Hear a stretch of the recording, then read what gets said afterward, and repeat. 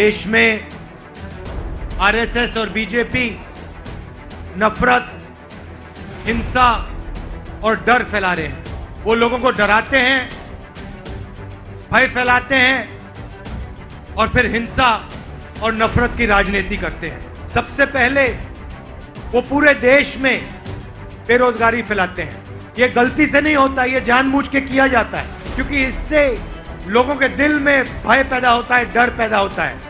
आप देखिए, नरेंद्र मोदी जी ने नोटबंदी की और गलत जीएसटी लागू की। फायदा किसको हुआ? लाखों करोड़ों लोग बेरोजगार हो गए। सड़क पे मुझसे युवा मिलते हैं, मैं उनसे पहला सवाल पूछता हूं, क्या पढ़ाई की? कोई कहता है इंजीनियरिंग की, कोई कहता है सॉफ्टवेयर इंजीनियरिंग की, कोई कहता है एमबीबीएस किया, कोई कहता है आईएएस के लिए पढ़ाई कर रहा हूं। फिर मैं उनसे पूछता हूं, यूनिवर्सिटी के बाद, कॉलेज के बाद क्या करोगे? इंजीनियर बनोगे?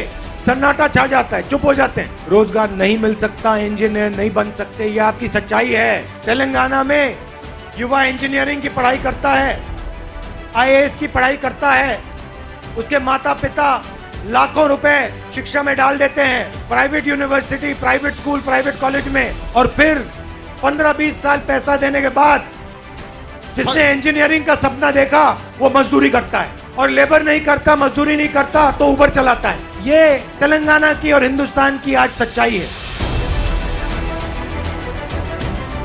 आज यहाँ पे सड़क पे ऑर्डिनेंस फैक्ट्री के लोग मुझसे मिले, उससे पहले भारत डायनामिक्स के लोग मिले, बीएचईएल के लोग मिले। ये हिंदुस्तान की पूंजी है, सालों साल लगे हैं इन कंपनियों को बनाने में। इन सबको प्राइवेटाइज किया जा रहा है। आप जानते हो प्राइवेटाइजेशन क्यों हो रहा है? क्या लगता है आपको? कारण क्या है? कोई बताए? भाई और बहनों, इन कंपनियों के पास हजारों एकड़ जमीन है।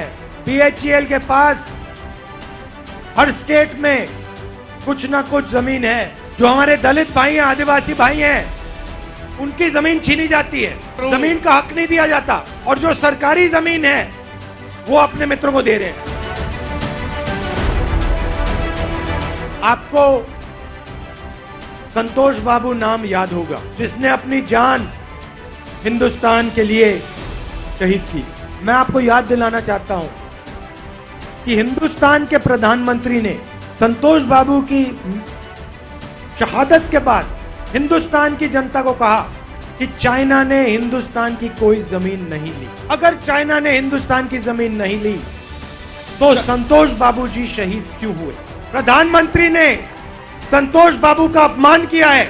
आज हिंदुस्तान की 2000 किलोमीटर, 2000 स्क्वायर किलोमीटर जमीन चाइना के हाथ में है। हिंदुस्तान की सेना चाइना की सेना के साथ बातचीत कर रही है, नेगोशिएशन कर रही है जमीन वापस लेने के लिए।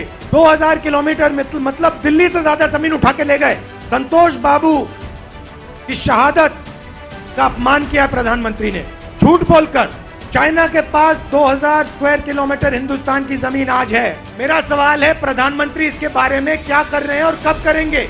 ये मुझे कहना पड़ा, क्योंकि ये संतोष बाबू जी की याद में कहना पड़ा, और उनकी जो कुर्बानी है उसको हम कभी नहीं भूलने वाले।